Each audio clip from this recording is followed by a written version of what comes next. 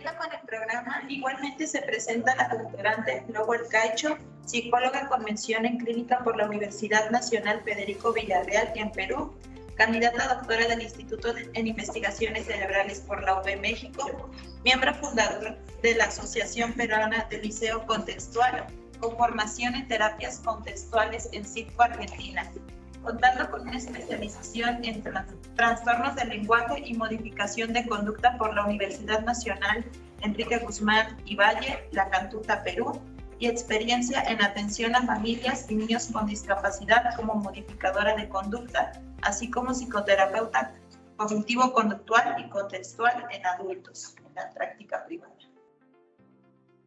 Muy buenos días, gracias por la presentación.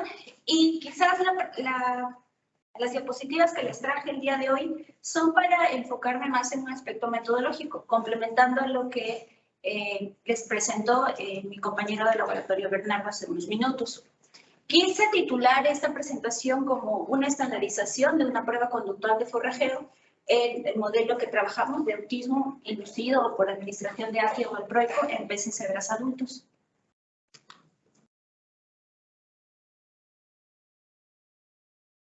Bien, para quizás entender y situarnos, me gustaría presentarles el título del proyecto que actualmente estamos trabajando, bajo la dirección del doctor Jorge Manso Denes y la codirección de la doctora Daisy Herrera. El título realmente del proyecto que estamos trabajando es el impacto, el efecto del ambiente enriquecido sobre la organización del sistema nervioso entérico en este modelo. Por sistema nervioso entérico, básicamente nos referimos a toda esta inervación del tracto gastrointestinal donde hay neuronas y que tiene una implicancia, una relación muy ligada a un eje importante que ha ganado más investigación, mucha más fuerza en cuanto a la literatura, que es el eje denominado eje intestino-cerebro-microbiota, por la implicancia que tiene en este caso que si se regulan ciertos microorganismos, en este caso principalmente miomas, bacterias, puede generar efectos o cambios a nivel conductual.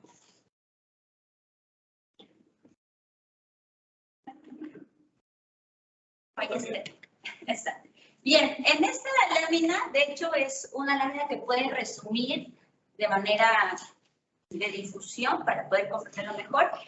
Que al sistema nervioso entérico a veces le suelen llamar el segundo cerebro.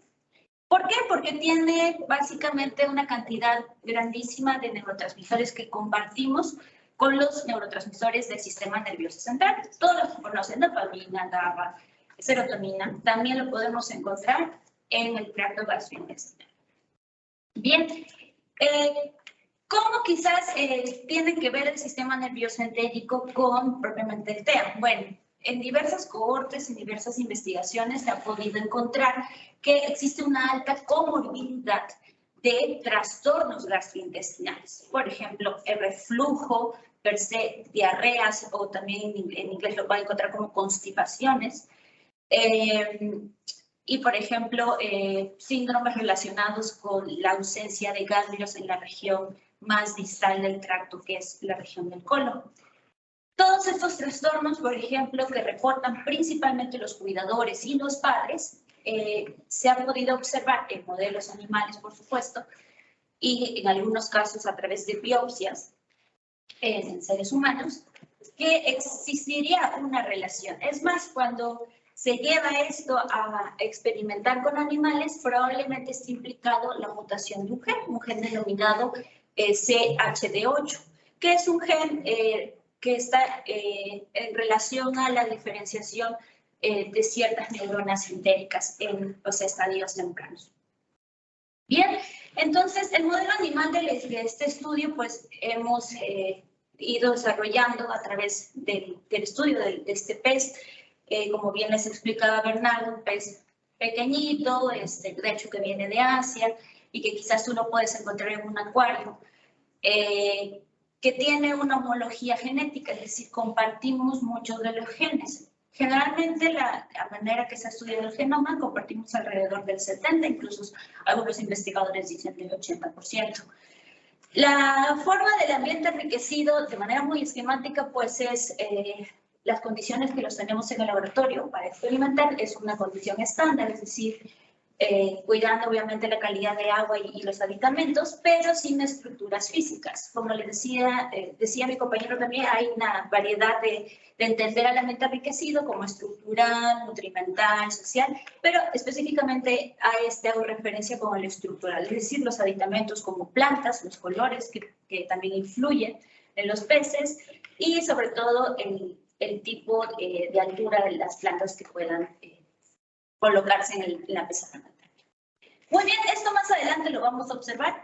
Como de la investigación que les mencionaba, el proyecto que estamos desarrollando, vimos que era necesario, a cierta medida, poder estudiar un aspecto comportamental.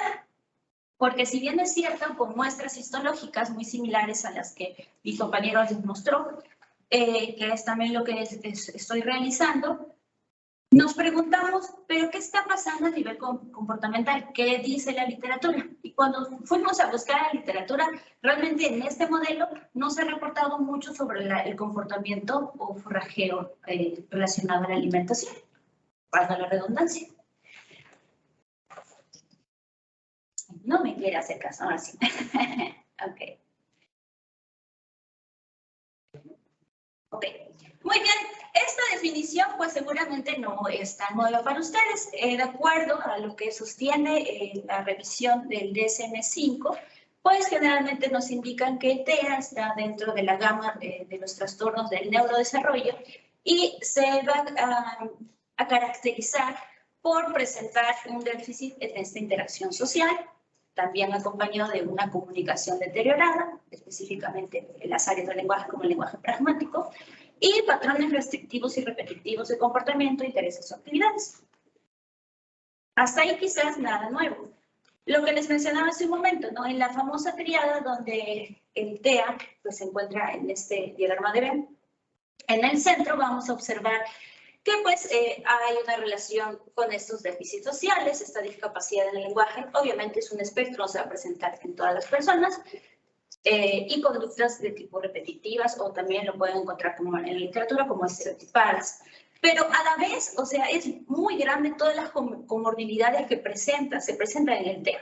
Por ejemplo, en algunos, lo que les mencionaba, un gran porcentaje en diversas cortes que se ha podido reportar son comorbilidades con trastornos gastrointestinales, pero también, por ejemplo, los cuidadores o padres reportan que y cuando se hace la evaluación, por ejemplo, comorbilidad con ansiedad, con irritabilidad y mucho sobre trastornos del sueño pésico.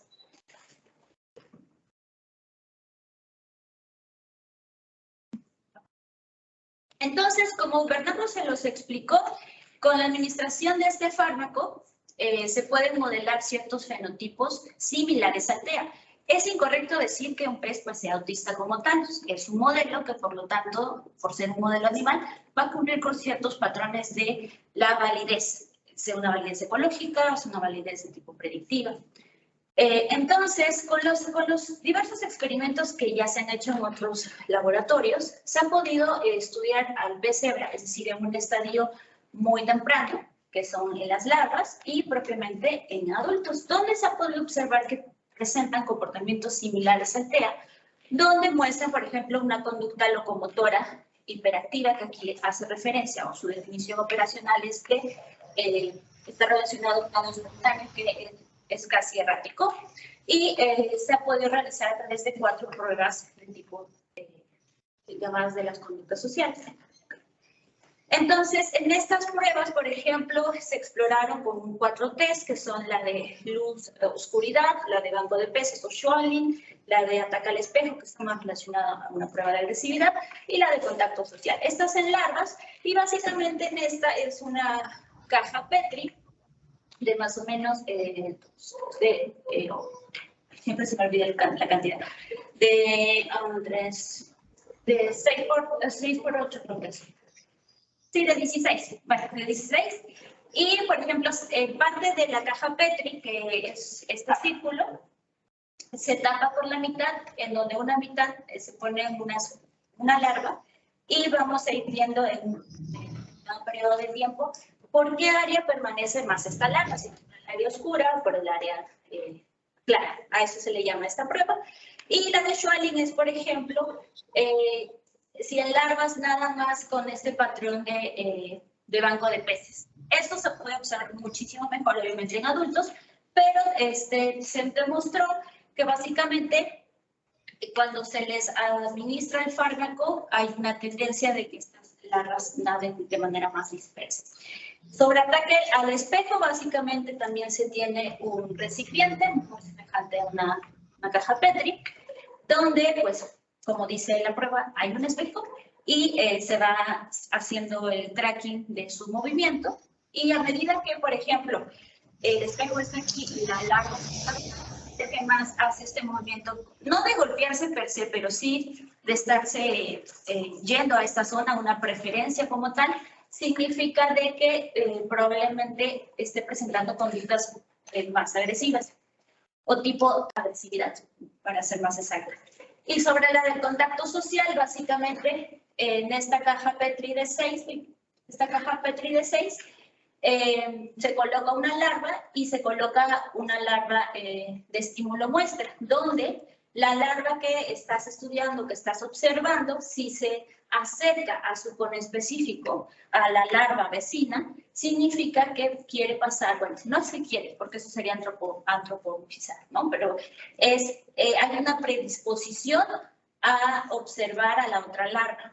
Entonces, si pasa mayor tiempo cerca a la otra larva, estaríamos indicando, o es un indicador, una medida, para evaluar el contacto social como tal.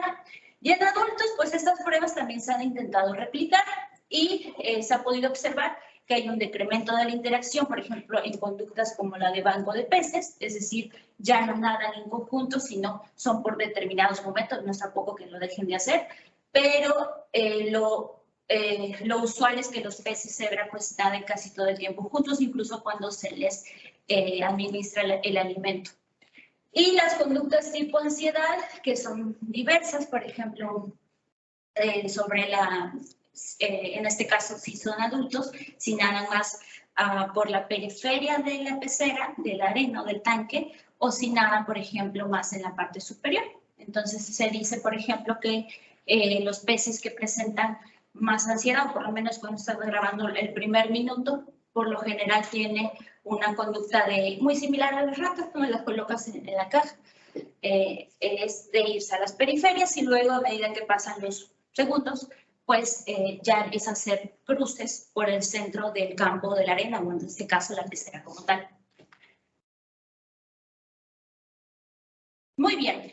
Entonces, lo que empezamos a observar era que era necesario tratar de evaluar este comportamiento de alimentación, ya que el sistema nervioso entérico, pues es un sistema que está relacionado al tracto gastrointestinal, pues también está relacionado propiamente a esta búsqueda de alimento. Queríamos también, de cierta manera, ver de manera comportamental si quizás el eje de la saciedad en estos animales que han sido administrados con el fármaco puede estar alterado. Entonces, necesitamos una prueba.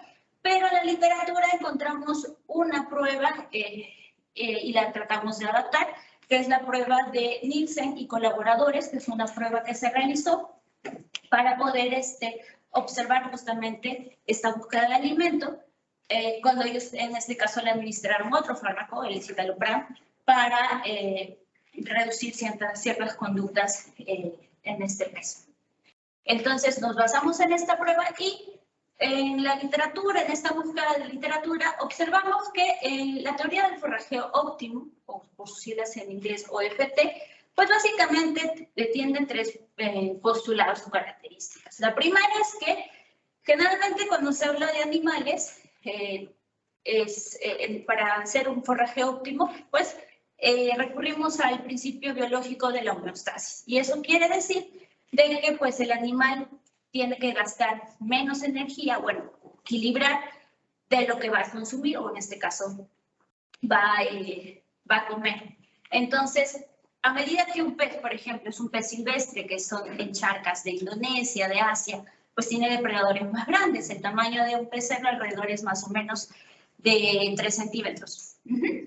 Entonces, de esta manera, la estrategia de forrajeo trata de optimizar recursos y esta capacidad para moverse. Esta es una rutina básica de alimentación en el laboratorio, le quita algunas plantas para que se pueda observar. Y básicamente lo que se hace en la prueba es colocar una bola de grenetina con los pellets molidos, y esta es la región de interés, mientras que el resto, si no se acerca a la región de interés de la pecera, pues es lo que no se evalúa o se cuenta como conducta de forraje. Y brevemente, lo que Bernardo les comentaba, esa es la parte metodológica de cómo se administra el fármaco. Realmente se pone una reproducción de 2:1, es decir, una proporción de machos hacia hembras de 2:1. Y una vez que se tiene éxito en la reproducción, se colectan estos huevos y se administra el fármaco a una concentración de 48 micromolar. Y alrededor, de acuerdo a un protocolo de Zimmerman y colaboradores, se colocan 15 embriones por pocito, 15 huevos. Después de esto, los que llegan a eclosionar, pues se asignan a ciertas peceras, las que desde que nacen se les colocan peceras que tienen ambiente enriquecido y otras que no. Y de posterior a esto, pues pasan toda su vida en peceras de galón, que son más o menos cerca de 4 litros. Y esto, posteriormente al tratamiento que se tenga, en el caso de la histología, pues se pasa a llevar a eutanasia y se hace este procesamiento de muestras. Pero propiamente para la prueba conductual,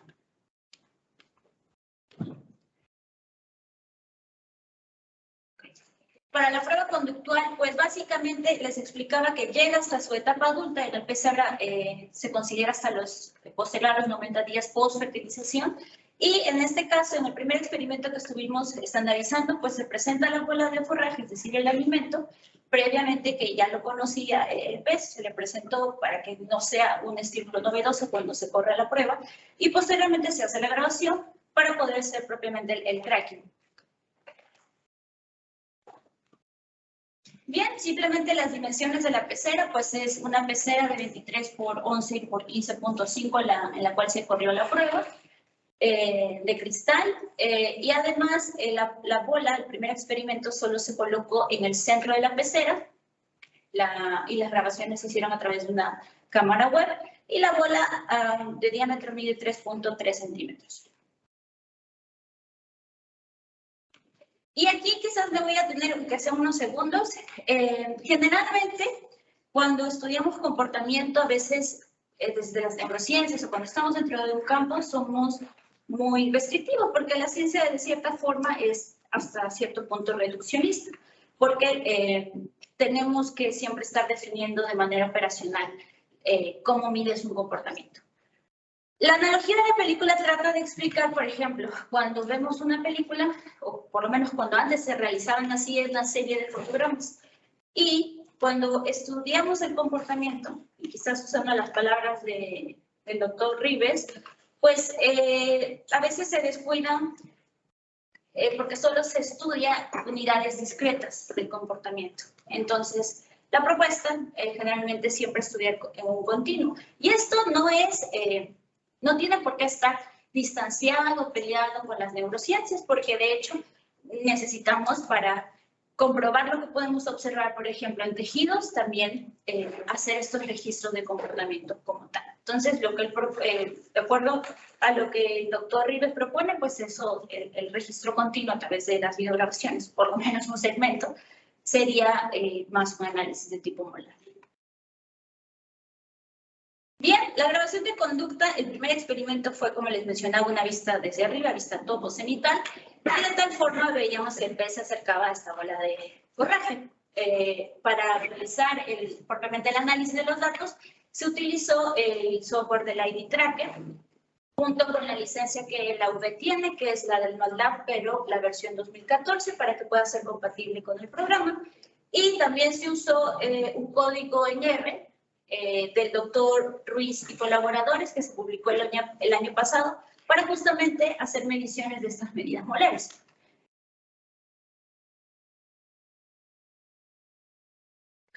Y parte de estas medidas, para no cansarlos, pues fueron la frecuencia, la permanencia, la duración, y 2 relacionadas a la locomoción, o como así lo entenderíamos desde la tradición de las neurociencias como tal, que es distancia y velocidad. Bueno, parte de los análisis, ese es solamente un ejemplo, no lo voy a explicar, pues es la direccionalidad, es decir, la región o el ROI es por donde está la bola y básicamente este pez se puede observar que sí cruzó, pero no fue constante y eso que fue un pez control que vivió en ambiente enriquecido. Si eso, que solamente es una vista top, lo tratamos de ver en 3 dimensiones, pues el recorrido de la direccionalidad te arroja algo así.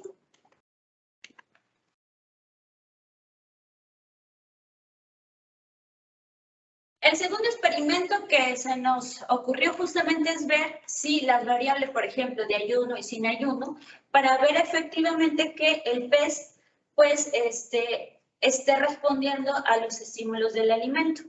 En este caso se ideó que sean ya 5 bolas para, por ejemplo, descartar la otra posible causa que pueda ser, por ejemplo, que el pez presente una conducta no centrofóbica, ¿no? Es decir, que huya del centro y que por eso no esté comiendo la bola del centro. Y por tanto se puso en todas las esquinas. El tercer experimento brevemente es simplemente contar con una tercera dimensión, la pecera, que es la altura.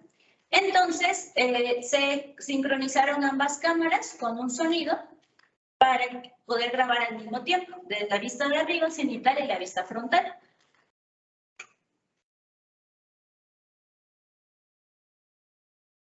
Y esta, por ejemplo, es la representación con 3 dimensiones, es decir, la tercera dimensión, que es la altura, para poder presentarles a través del tracking, ¿no? A lo largo, en este caso, en esta prueba se grabaron 5 minutos. Cuando el primer experimento olvidé decirles que fueron 15. Bien, entonces también se puede observar, por ejemplo, que hay una representación interactiva de estas 3 dimensiones. Creo que no se reproduce el video. Donde pues se puede ir observando momento a momento a través de las coordenadas el lugar donde el pez permaneció, la zona, si en este caso era la zona de interés, que es el ROI, o la zona que no es de tu interés.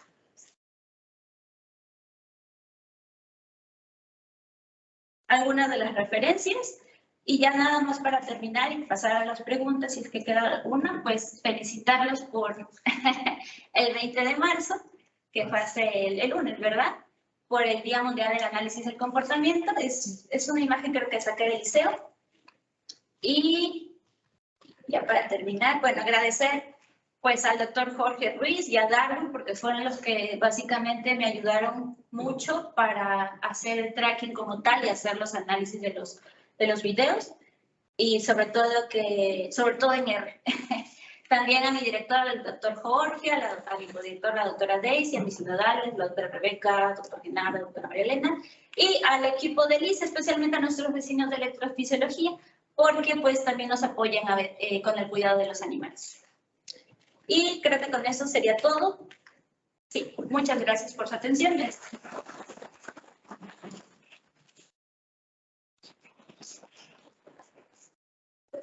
Tiempo, el doctor, le vamos a dar la palabra al doctor Cepeta, que levantó la mano.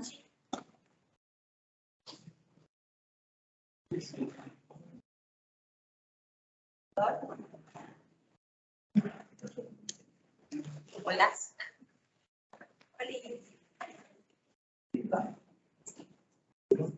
Pregunta. Para los dos jóvenes, por supuesto de que se puede hacer investigación comparativa entre especies desde su disciplina. ¿Qué criterios utilizarían para hacerlo? Bueno, para empezar existe toda una temática llamada la investigación translacional y pues existen ciertos parámetros. Por ejemplo, en algunos casos siempre es arriesgado decir que lo que hace el pez es igualito a lo que ocurre totalmente en humanos. Se extrapolan ciertos patrones de comportamiento y eso, por lo menos en neurociencias, sirve para dar cimiento a lo que encontramos, por ejemplo, en los vestigios fisiológicos. El ambiente enriquecido, por solo citar un ejemplo, se ha encontrado, por ejemplo, una mayor proliferación celular de la región del telencéfalo. Por ejemplo, en el entérico, que es el sistema que yo estudio, en modelo murino, lo que se ha observado es, por ejemplo, que ocurre un cambio morfológico de las células. Y esto digamos, se estudia o, digamos, se contrasta, sería el término, con las pruebas de comportamiento. La investigación translacional reúne, por ejemplo, ciertos patrones, por ejemplo, que se pueden mencionar en la NIH, que es el Instituto de Salud de Estados Unidos, para que puedan cumplir. O sea, se tiene que pasar primero una fase preclínica para luego de repente sí que quiere sacar al mercado un fármaco, pero nunca es una extrapolación directa porque pues eso es una conducta un tanto irresponsable, pero sí se pueden, por ejemplo, brindar ciertos patrones de comportamiento como tal. Es que hay dos problemas en la pregunta que nos hice. Una es un problema también que acabo de decir. La investigación translacional tiene muchos nombres, pero finalmente es pasar los criterios de la teoría a la aplicación. Ese es un problema distinto. El problema que le estoy planteando es de otra índole, precisamente porque desde la perspectiva del 2018 que citaste,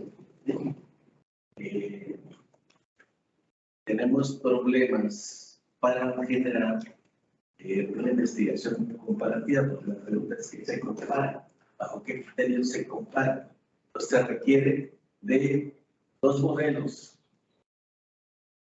lógicamente compatibles para que pueda hacerse la comparación, con base en esos criterios hacerse la comparación. Es un problema teórico.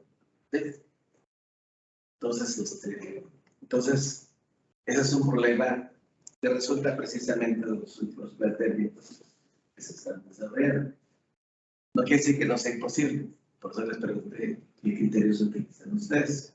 Claro, bueno, digo, por favor, complementando,